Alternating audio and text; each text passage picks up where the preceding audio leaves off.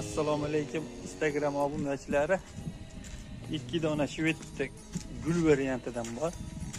Aka bo'ylanchi 95 ga 1.5.